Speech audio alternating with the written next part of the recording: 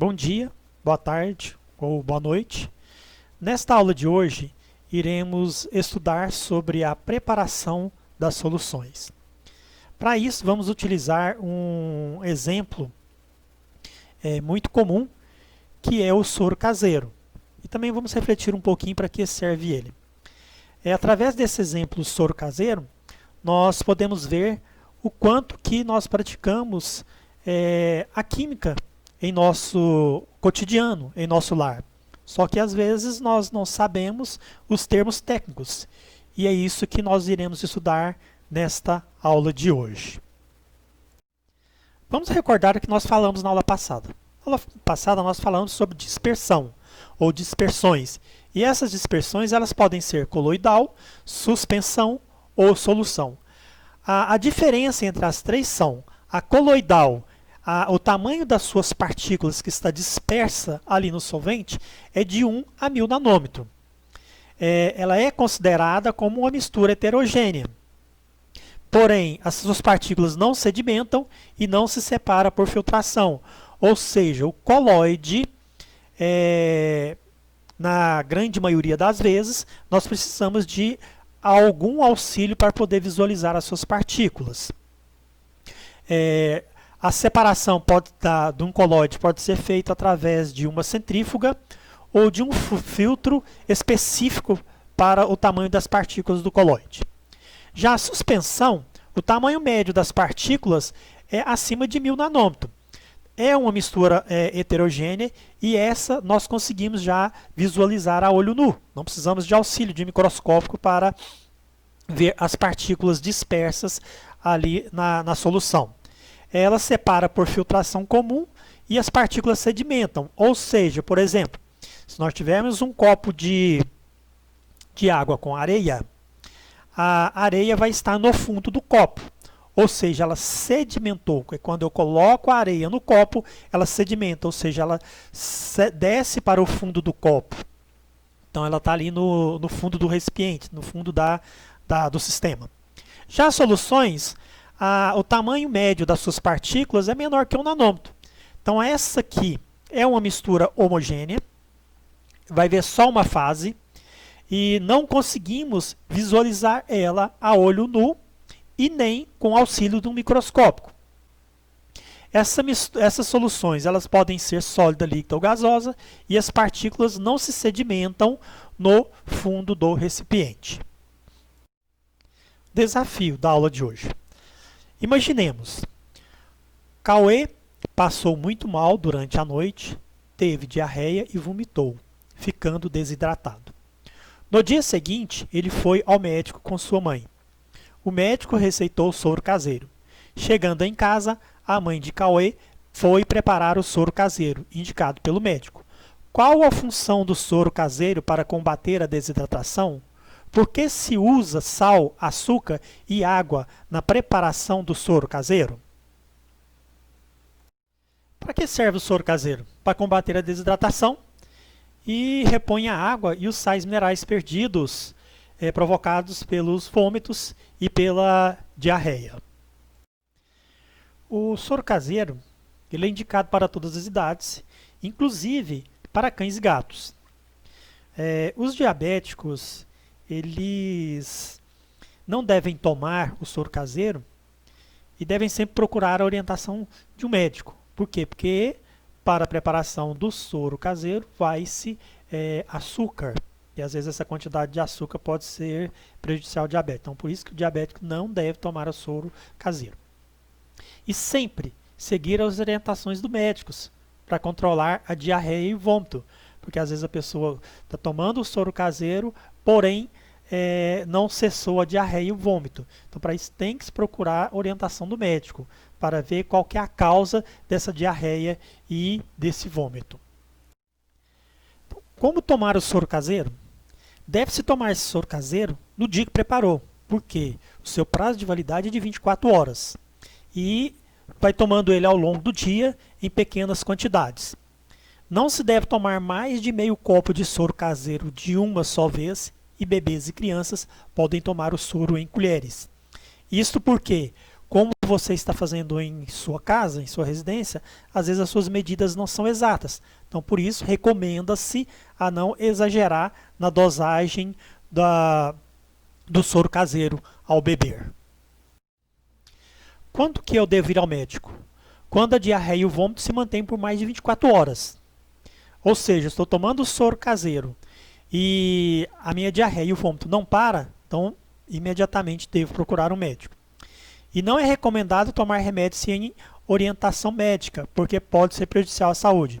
Por exemplo, a pessoa está tomando soro caseiro, já deu 24 horas, a diarreia e o vômito não para, não cessa, então tem pessoas que tomam remédio para parar a diarreia e o vômito. Então é errado, ela deve procurar uma orientação médica. Por quê? Porque ela tem que descobrir qual que é a causa dessa diarreia e desse vômito, e se ele está tomando soro e não resolveu. Outra, tomar remédio sem orientação médica pode danificar o fígado e também os rins. Quais são os malefícios da automedicação? Podem ocorrer efeitos colaterais graves, pode ocultar doenças, pode ocorrer uma proliferação de bactérias, pode causar dependências químicas, pode prejudicar o fígado e os rins. E hoje, quer dizer, atualmente, né, com essa pandemia da coronavírus, eu tenho visto muitas reportagens e muitas publicações de pessoas se automedicando, tomando remédios considerados cientificamente que não são próprios para o combate ao vírus, e pessoas estão tomando, e já vi relatos, né, por revistas científicas e por estudos e alguns médicos, que as pessoas estão tomando para combater ou para prevenir o coronavírus, mas porém estão tendo efeitos colaterais graves. Então a automedicação ela é muito perigosa, porque às vezes um remédio que é bom para mim, ele não vai ser bom ou vai ter o mesmo efeito para você. Então cada tipo de organismo reage de uma forma diferente em relação ao fármaco. Então por isso, não tome medicação sem uma orientação médica. Além disso, há vários fármacos que o pessoal toma e depois tem problema de fígado, tem problema de rins. Isso tudo por quê? Pelo consumo, né, de medicamentos que eles estão tomando sem uma orientação, sem seguir uma prescrição médica, sem seguir certos critérios que têm que ser observados em relação ao medicamento. Por que se usa sal, açúcar e água na preparação do soro caseiro? Nós sabemos que o açúcar é a glicose. E a glicose ela é uma fonte energética. E essa fonte energética, que é a glicose, ela vai auxiliar na absorção do sal. E essa composição entre a glicose e o sal atrai as moléculas de água. E isso vai fazer com que elas se mantenham dentro dos vasos sanguíneos. Então, portanto, o sal e o açúcar são a porta de entrada da água nas células do organismo. Pois sem essa mistura, a injeção da água pura não hidrata, pois o corpo não consegue reter o líquido. Então, conclusão, a glicose, que é o açúcar, mais o sal, que vai fazer com que a água seja atraída e fixada no nosso organismo. Quais os sintomas da desidratação? Então, nas crianças, os sintomas são moleira funda, boca seca, olho seco e choro sem lágrima. E o tratamento deve ser feito com soro oral e ou leite materno. Especialistas recomendam o consumo de água, chá, suco e água de coco. Receitas do soro caseiro. Essa primeira, utilizando uma colher de sopa, que toda residência tem.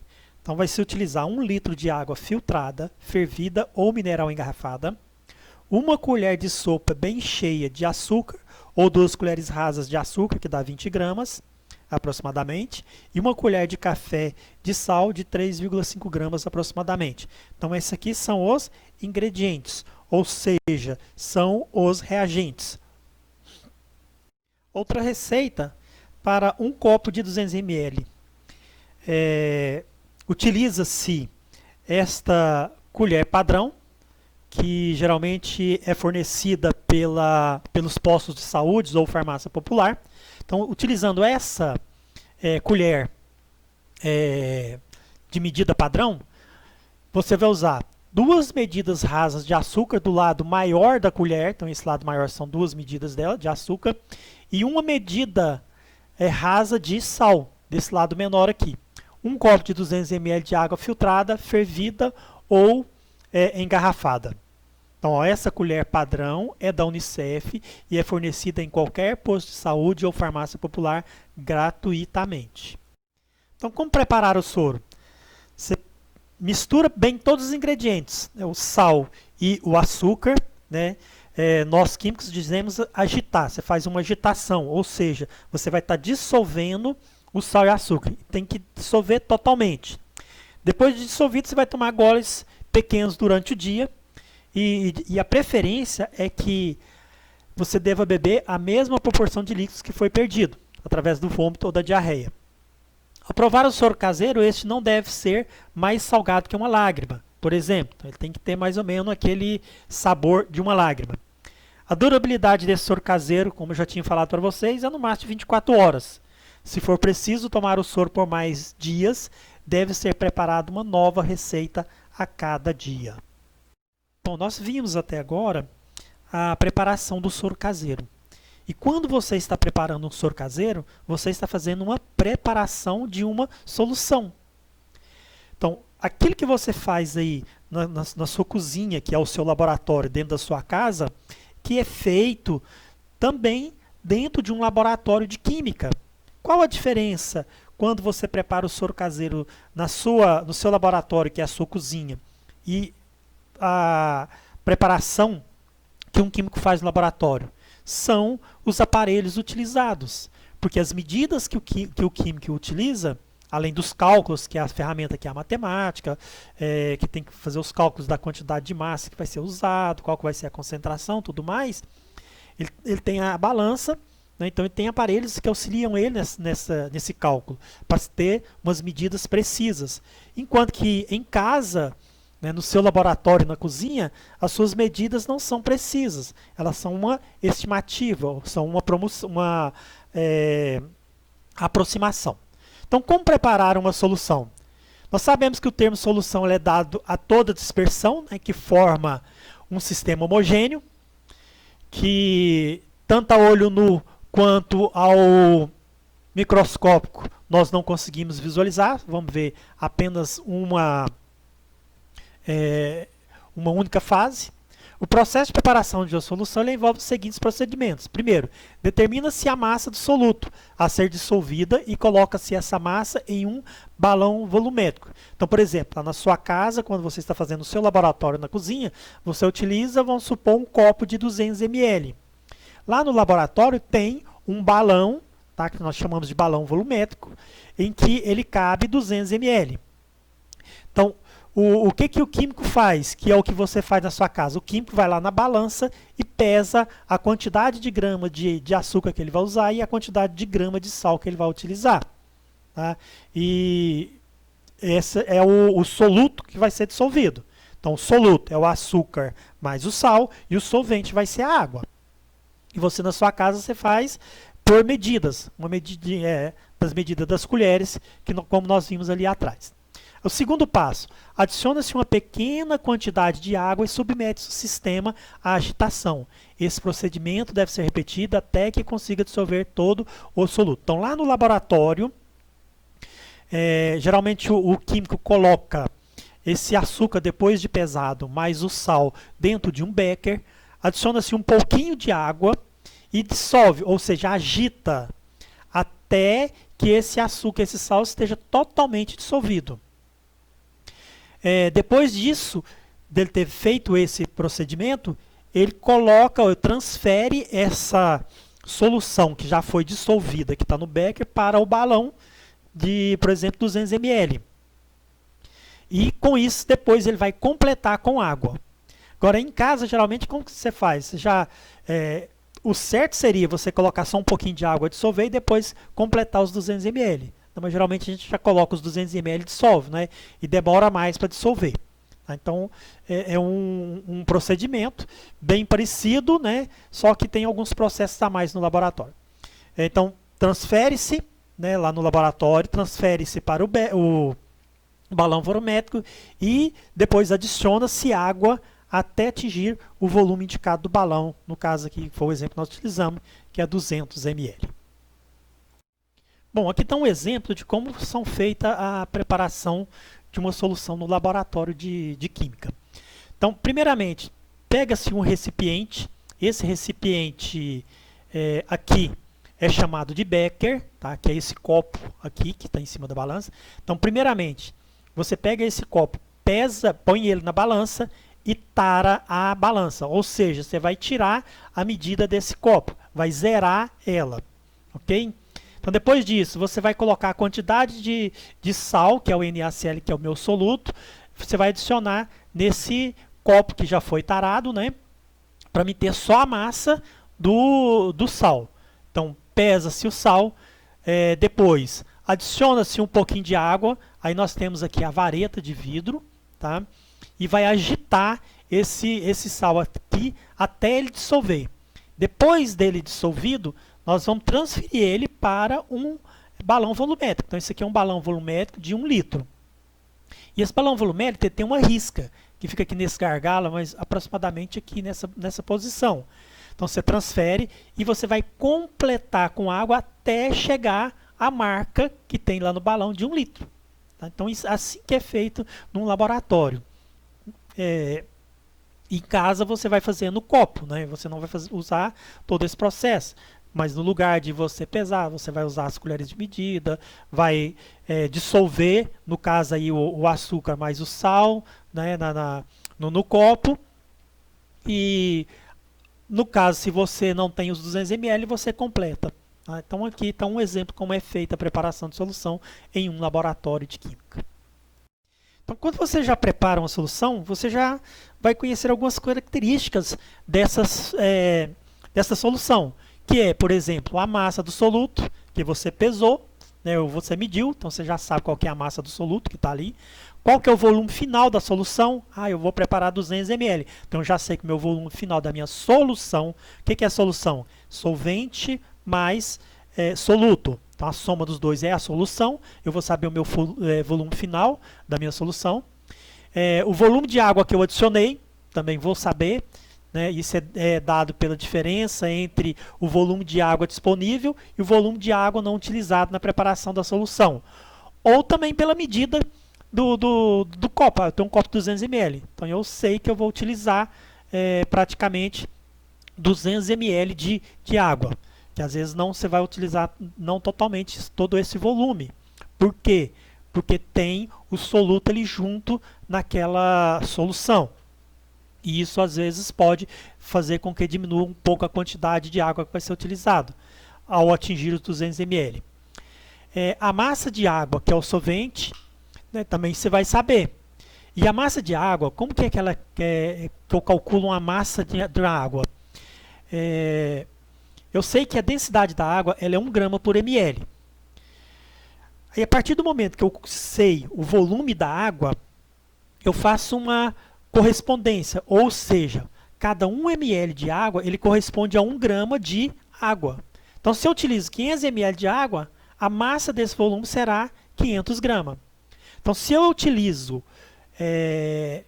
1000 ml de água, a massa desse volume vai ser 1000 gramas. Ok? Bom, seguindo o raciocínio então da letra D, em que nós falamos que a densidade ela é igual a 1 grama por ml, ou seja, em cada 1 ml de água contém ou corresponde a 1 grama de água. Então, se 1 ml de água corresponde a 1 grama de água, 500 ml de água corresponde a quanto? X, que eu não sei. Eu fazendo a multiplicação inversa em que o x vai ser igual aos 500 ml vezes 1 grama dividido por 1 ml. Então, 500 ml vezes 1 grama dividido por ml. ml com ml eu corto. Então, eu multiplico 500 vezes 1, 500 dividido por 1 dá 500 gramas de água. Então, quer dizer que em 500 ml de água eu tenho 500 gramas de água. A letra E. A massa da solução. Para mim saber a massa da solução, é eu somar a massa do soluto mais a massa do solvente. Então, quando se prepara uma solução utilizando uma pequena quantidade de soluto obtida, de sólido, verifica-se que o volume da solução é praticamente igual ao volume da água adicionada. Isso porque, vamos supor, você tem 200 ml de água e você adiciona lá uma colherzinha de sal para dissolver. Dissolve, quando você vai ver o volume da solução, ele é igual ao volume do solvente. Por quê? Porque a quantidade de sal foi tão pequena que a variação vai ser muito pouca. Vamos observar no slide seguinte um exemplo. Então, para entendermos ali o exemplo da letra E, vamos utilizar o exemplo da preparação do soro caseiro, que tem 1 litro de água filtrada, uma colher de sopa de açúcar, que corresponde a 20 gramas, e uma colher de café de sal, que corresponde a 3,5 gramas. Então, eu tenho a massa da água, que é o meu solvente, é 1 litro. Então, eu sei que para cada 1 ml de água, corresponde a 1 grama. Então, eu sei que 1 litro corresponde, ou seja, contém 1000 ml. Então, se tem 1000 ml, cada 1 ml corresponde a 1 grama, eu tenho 1000 gramas. Então, 1 litro é 1000 gramas de água. A massa do açúcar é 20 gramas e a massa do sal 3,5. Então, para mim saber a massa da solução, é somando a massa do solvente mais a massa do soluto. Quem que é meu solvente? A água. Então, é a massa da água. Quem que são meus solutos? Mais a massa do açúcar e a massa do sal. A soma desses três, eu vou ter 1000 gramas, que é o meu solvente, mais 20 gramas do soluto açúcar e mais 3,5 gramas do meu soluto sal.